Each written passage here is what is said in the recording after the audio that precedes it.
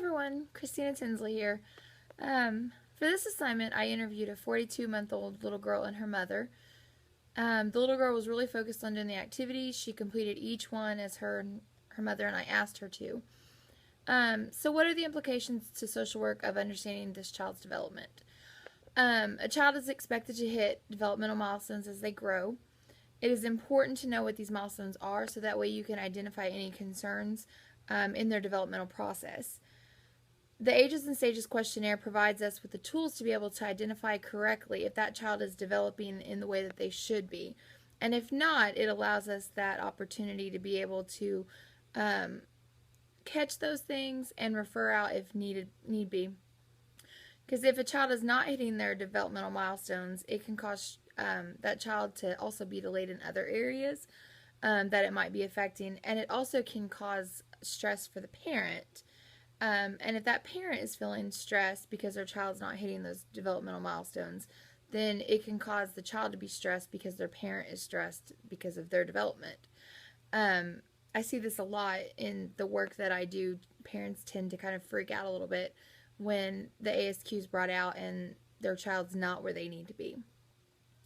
Is the ASQ a good tool to use with the populations in the demographic area and region that I have? For my area, we already use the ASQs. There's actually two of them. There's the ASQ 3, the Ages and Stages Questionnaire 3, which is the one that we did for this project. There's also the ASQ SE, and it covers social and emotional development of the child. A lot of our doctors' clinics in this area, they already use both. I think they use both of them. I know they use the ASQ 3 for sure. My employment agency uses both ASQs. With the children that we serve. This tool is great for identifying those issues that we need to look at a little more closely. The social and emotional ASQ, it doesn't start until a child hits the age of 2 months. I think it's great that it starts so early because we can catch up on those. We can catch those things that maybe we wouldn't have caught if we didn't have that tool.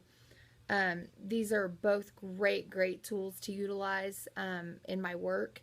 Because, especially with new families, we use them, we have to complete these within the first 45 days of opening up a new family.